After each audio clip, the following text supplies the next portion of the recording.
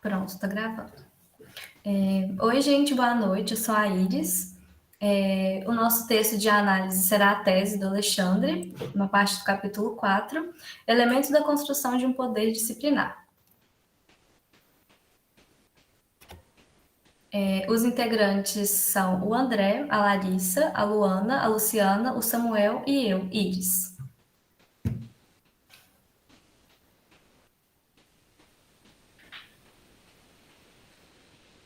Pode passar. Bom, o texto ele traz alguns autores importantes que contribuem com as ferramentas científicas que possibilitam uma análise prévia criada para a implementação de tarefas para ser executadas na administração no intuito de obter êxito na sua prática. E aí, então, o texto aborda a relação dos direitos de poder, do querer e de ter o poder com as suas posições, e no princípio organizar, a sua principal manifestação é a hierarquia, que ela é vista através dos sujeitos envolvidos ativamente nela, com vários níveis de autoridades. E aí tem os níveis verticais e horizontais, com a gestão como forma de escala piramidal. E aí tem a organização, junto com o controle disciplinar, que foi introduzido como um princípio. E aí mostra que o CEO é a autoridade máxima da hierarquia empresarial, onde ele é responsável por alocar todos os recursos, né? Desde os recursos financeiros, humanos e recursos materiais. Além disso, da produção dos dispositivos do princípio organizar, ele tem 3 formatos de poder da gestão, né? Que são o poder autoridade, o poder disciplinar e o poder saber. Juntos, esses 3 poderes, eles são, através da hierarquia, a regulamentação dos comportamentos e também a manutenção de relação entre os indivíduos da organização. E aí, por isso, as circunstâncias que foram mostradas lá no texto, elas traduzem várias expressões que indicam várias práticas e formas de hierarquia estrutural num processo de expansão. E aí ela utiliza vários demonstrativos como mecanismos funcionais e indicadores também, que são constituídos pela autoridade de gestão. Pode passar. Tem os princípios básicos e clássicos da administração. Lá no texto, o senhor apresenta uma citação, o seu poder na empresa, né? Então, ele apresenta os princípios básicos e clássicos da administração, que são os que todo mundo já conhece, né? O planejar, o organizar, o dirigir e o controlar. E aí ele aponta também outros princípios, né? Que esses princípios aí que eu falei. Ele também fala que o organizar e controlar foi o princípio o organizar e controlar foi o princípio de investir nas estratégias de definição para poder definir a perspectiva de território na empresa. Então, lá mostra que a principal manifestação, né, do princípio planejar é o planejamento estratégico, que ele funciona como um ritual, né, que depende da estrutura de vários planos e objetivos específicos, e isso tudo depende de uma divisão de tarefa e da especialização de todo mundo. Então, toda essa questão do planejamento estratégico, ela aumenta a eficiência dos processos e também da eficácia de todas essas questões de gestão da empresa. Os sujeitos envolvidos também nas suas posições, ela mostra que eles constituem o princípio da organização clássica da administração, e aí por isso o planejar e o dirigir foram os princípios estruturados a partir da estruturação do organizar e do controlar. E aí também ele mostra que a partir dessa estruturação, todas as autoridades hierarquizadas mostram no sistema integrado de poder disciplinar todos os princípios a serem seguidos para o controle organizacional, para poder garantir todas as suas metas e objetivos.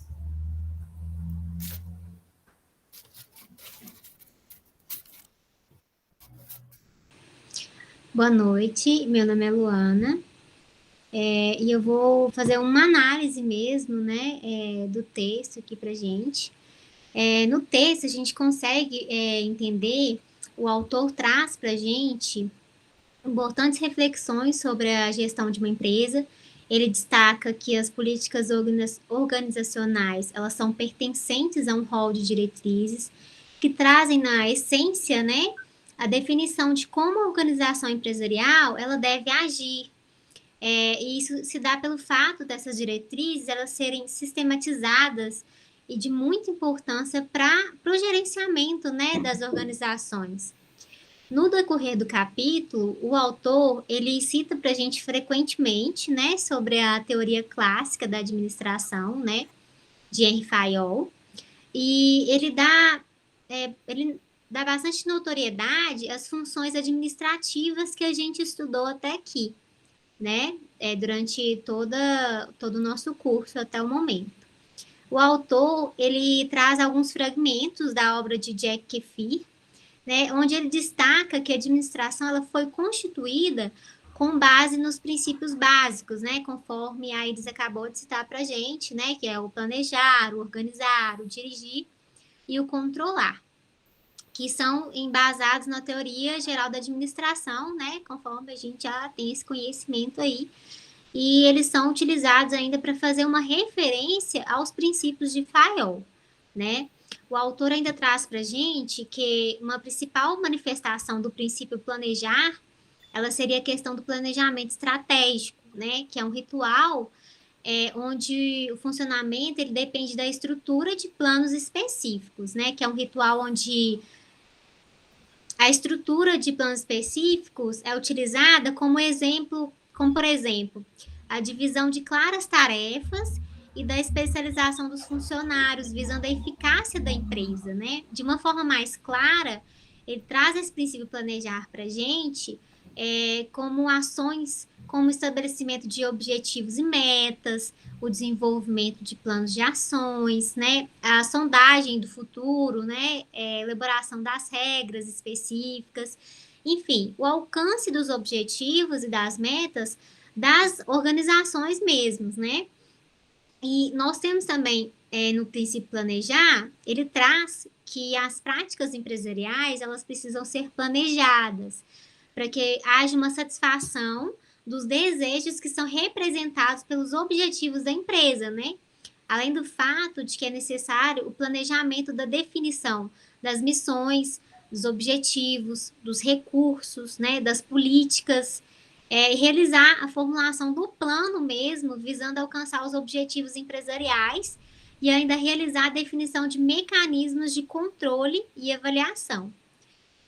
Já no princípio organizar, para as políticas organizacionais, ele destaca que organizar é uma forma de coordenação dos recursos da empresa, né? Sejam eles humanos, financeiros, ou até mesmo materiais, né? Onde deve ser alocado conforme o planejamento estratégico, que geralmente é elaborado uma vez ao ano, né? Então, anualmente.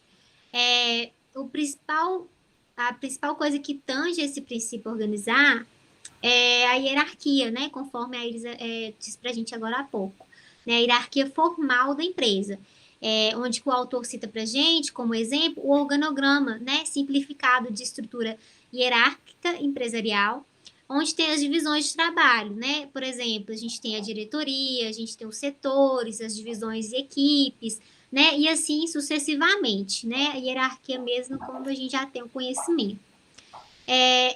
O organizar, então, ele exibe sobre desenhar a estruturação da organização mesmo, né?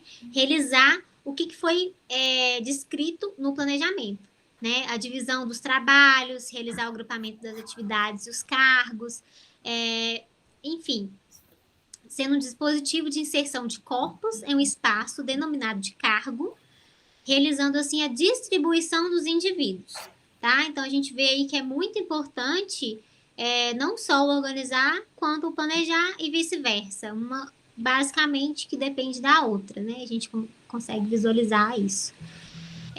Então, o que seria o planejar? O planejar é simular o futuro que a empresa quer, o objetivo que a empresa quer chegar e como ela quer chegar lá, né? Estudando o mercado por completo e criando os objetivos que a empresa tem por desejo. E o organizar é colocar em prática tudo que fez no planejamento, né? Distribuir corretamente os setores, as profissões, os cargos, enfim. É uma junção mesmo que ocorre aí, que é o que a gente consegue visualizar na gestão que a gente precisa ter de uma organização atualmente. Então, o autor traz para a gente uma visão conforme Jack Keefer, que é a visão da administração por objetivo. Né? O que é essa administração por objetivo? Ela é um processo participativo de planejamento e avaliação, onde é descentralizado as decisões e a definição de objetivos de forma conjunta. Tá? Então, é feito a escolha desses objetivos de forma conjunta, para que a organização ela defina suas prioridades e consiga alcançar os resultados desejados.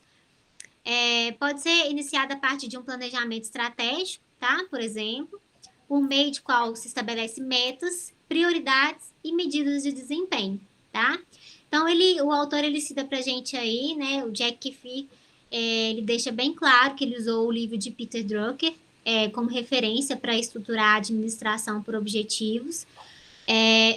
E esse sistema de administração ele é considerado participativo, tá? Onde as metas e objetivos estão relacionados com o desempenho e o desenvolvimento individual, através do envolvimento de todos os níveis administrativos da empresa. Então, hoje, a gente consegue visualizar essa questão que é trabalhada no texto, tanto na disciplina quanto no texto, na nossa vida organizacional. Porque a gestão do comportamento nas organizações, ela vem se tornando uma prática cada vez mais frequente na busca por melhores resultados. Né? O que traz essa administração por objetivos? Ela traz para a gente juntar os objetivos do indivíduo com o da empresa e assim poder trabalhar aquele indivíduo de uma melhor forma, né? Então a gente estuda as formas de poder utilizadas para a gestão das organizações e conforme a visão que o autor traz para a gente, uma das melhores formas de utilizar seria esse poder de interesse comum, né? Conforme a administração por objetivos traz aí, que é melhor alinhar os interesses de cada um com cada cargo, para que assim a gente possa conseguir utilizar o melhor de cada pessoa, né? Desenvolver o melhor de cada funcionário, né? Pode passar.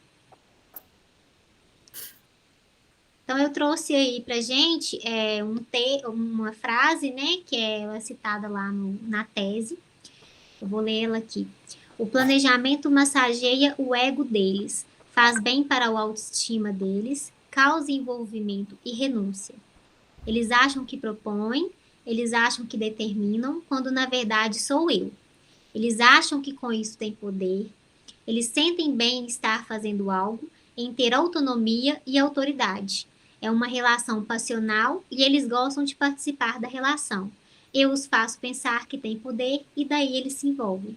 É o que exatamente que Jack Keefer traz para gente, né? Que o autor mostra aí que ele traz para gente, que eles tentam construir uma relação com o indivíduo para conseguir uma segurança dele e aí desenvolver ele da melhor forma, como se estivesse dando poder a ele. Por isso que eles falam que descentraliza o poder, tá? Pode passar.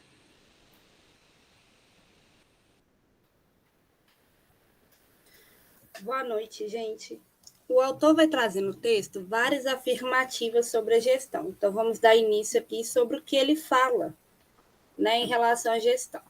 Ele começa falando que a gestão é um dos principais dispositivos para a elaboração e desdobramento de práticas individuais e coletivas, né? Ou seja, a etnografia incitou esse autor a considerar que a gestão da empresa era um dos principais dispositivos para a elaboração e desdobramento dessas práticas, né? Individuais, coletivas, e assim conduzir o sujeito a fazer o que eles faziam, né? O formato escolhido para a gestão, assinala, então, né? Um poder de práticas, né?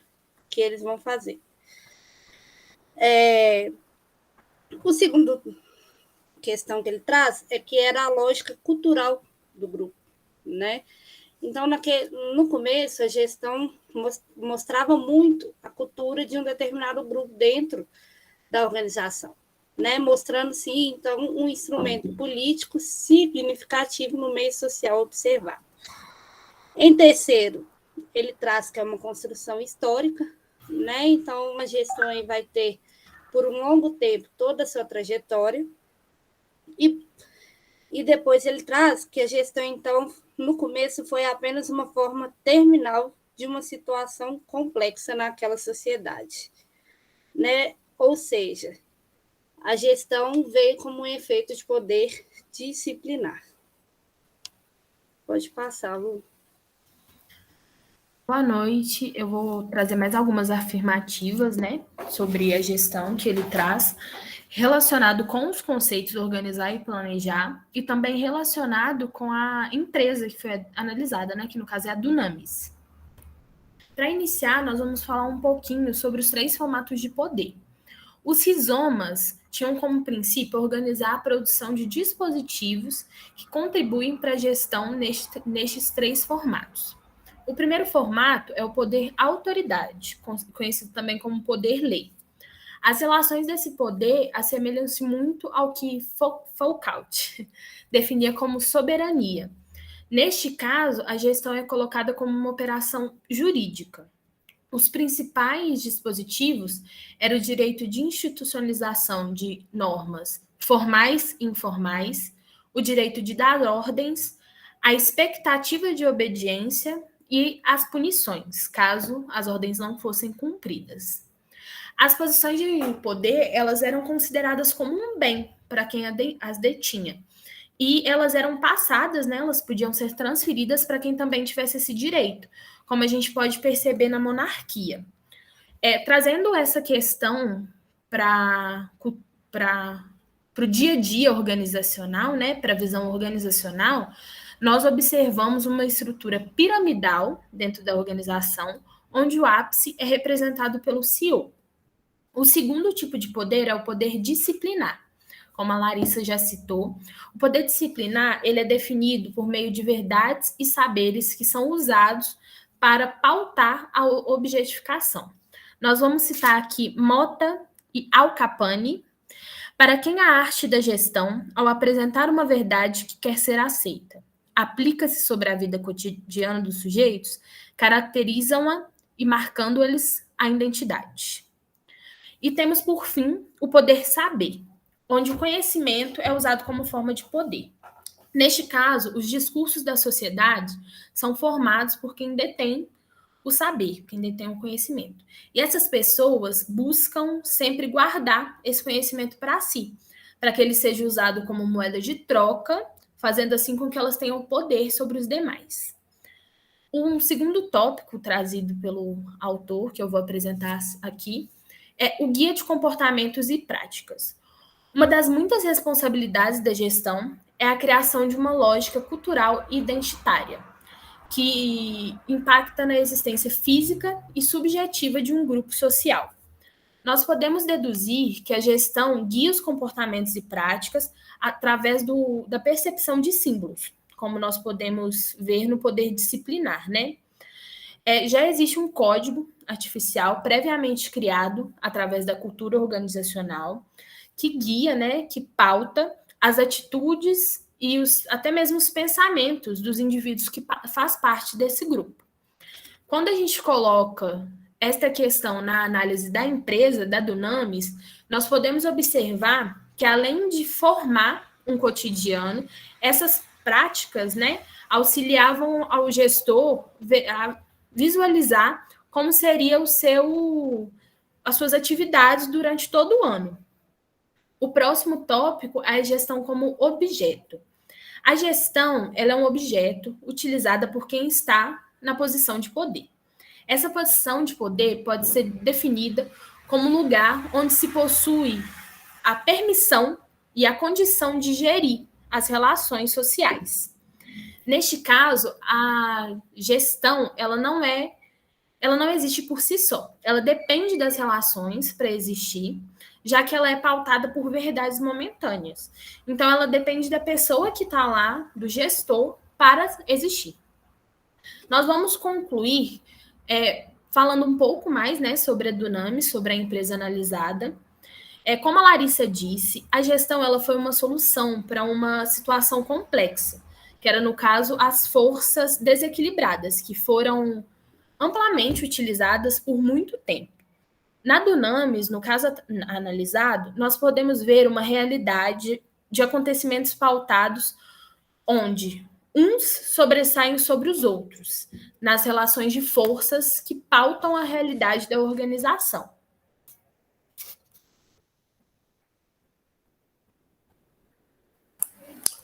Boa noite, pessoal. A gente vai fazer aqui agora uma reflexão sobre o que é a gestão e citar 3 elementos importantes que são relacionados a planejar e organizar, que foram encontrados na tese. Primeiramente, a gente precisa entender o que é a gestão, né? Igual as meninas já falaram, mas eu vou dar mais uma introduçãozinha aqui sobre o que é.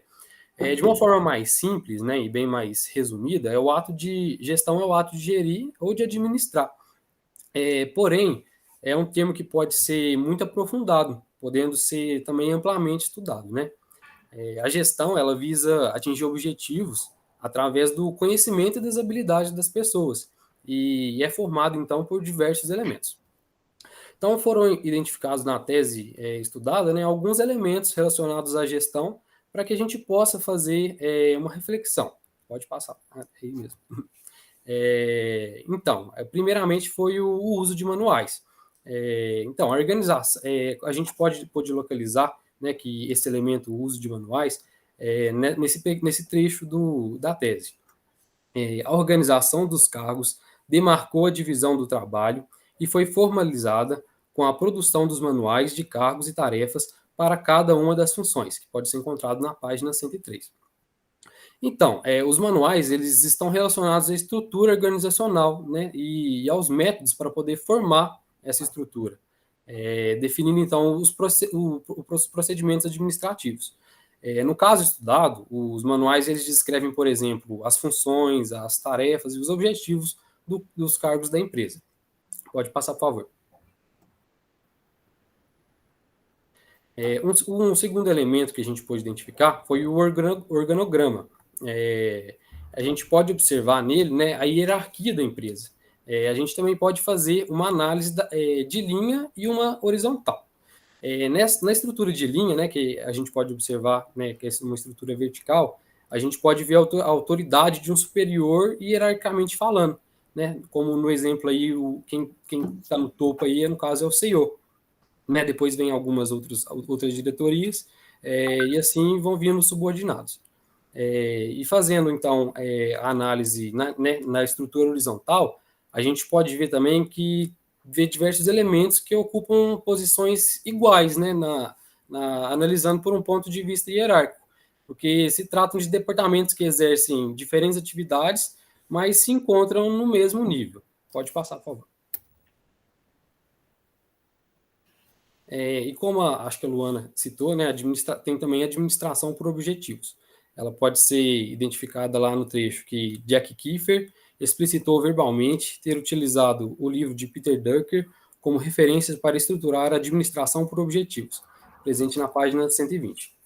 Então, como a Luana já falou, mas vou dar também mais uma revisada, também pode ser chamada, a administração por objetivos também pode ser chamada de APO, e nelas são definidas metas e objetivos a serem cumpridos, envolvendo tanto os superiores quanto os subordinados, né? Os objetivos, eles têm seu desempenho acompanhado para que, se for necessário, haja correção. Então, pegando então esses 3 elementos que eu citei, né, e fazendo a análise da tese, juntamente com o sentido de gestão, né, a meu ver, para conquistar os resultados mais satisfatórios e promissores dentro da organização, é necessário fazer uso de toda a ciência administrativa. Né? Nesse sentido, então, os pilares planejar e organizar, que foram a nossa base, né, para a gente poder fazer essa análise e também para a gente poder ter algo como referência, servindo como eles estão servindo como reafirmação dessa ciência, né, que é tão importante. Alguns elementos, como os manuais e organogramas, eles são perfeitos exemplos de organização dentro da empresa, assim como fazer uso da administração por objetivos, né, nos mostra que a organização está preocupada em fazer o uso do grande pilar que é o planejar, né? Vendo do ponto de vista do CEO, às vezes nos parece que ele possa estar fazendo uso de má índole para poder gerir o negócio, mas fazendo uma análise mais aprofundada, a gente pode ver que tudo não passa de estratégia, né, para poder alcançar os melhores resultados. Então, a tese estudada ela nos mostra com clareza, né, como as relações de poder e de hierarquia estão presentes dentro da organização, nos permite também ver, pelo ponto de vista dos superiores, as questões dos seus cotidianos e ver também a importância, né, da presença da gestão e seus elementos no âmbito organizacional. Pode passar. Eu quero fazer um adendo, né, aqui na parte do André. Nós podemos observar essas questões que ele trouxe para a gente, muito no nosso dia a dia, com os sistemas de gestão que existem dentro da empresa, como o ERP, o Wiki, que são sistemas que nós estudamos também, né, com o professor Custódio, e que eles fazem essa integração, a união de todos esses elementos a fim de alcançar o melhor aproveitamento de cada um deles. Os manuais, organogramas, definição de objetivos são colocados, né, nesses sistemas e passados de forma ampla para a empresa, para que todos tenham acesso.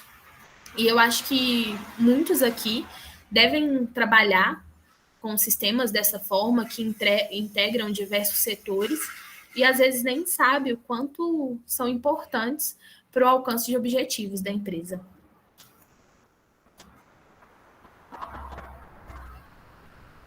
Boa noite. Todos estão me ouvindo bem? Então, sim. Tá sim? Pode passar, por favor. Isso.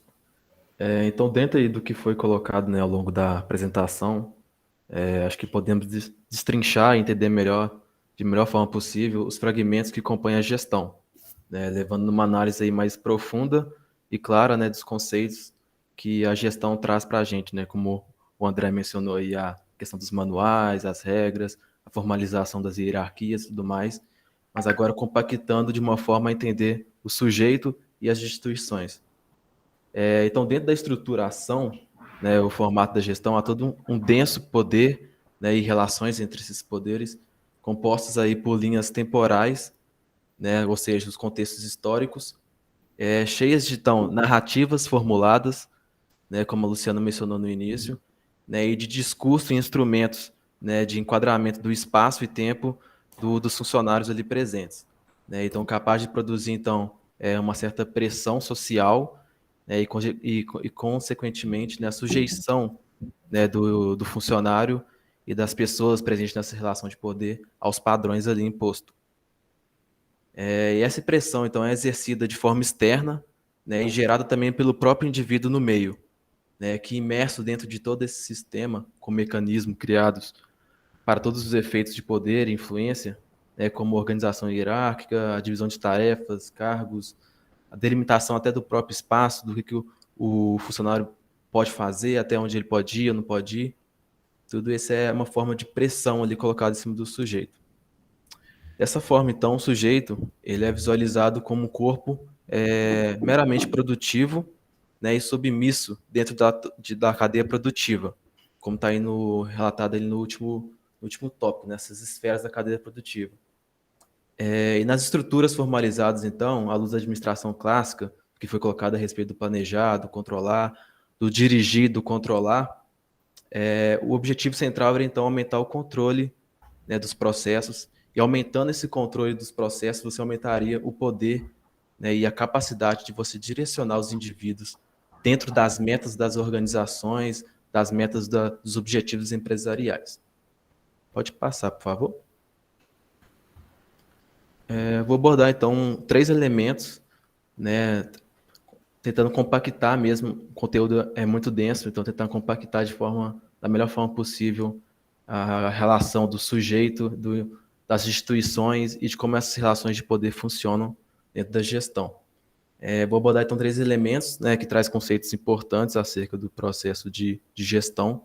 O primeiro deles é a produção da identidade, né, que dentro do sistema, o controle do todo e do individualizado são marcas da disciplina, né? A fábrica que fabrica indivíduos. E esse processo é capaz de padronizar os movimentos e também de criar essas identidades, né? Ou seja, por exemplo, a supervisão, a vigilância, é um dos elementos chaves desse poder, né? E como pode ser observado, como eu falei no slide anterior, o controle desses processos é a chave, então, da ampliação do poder e das pressões exercidas nela.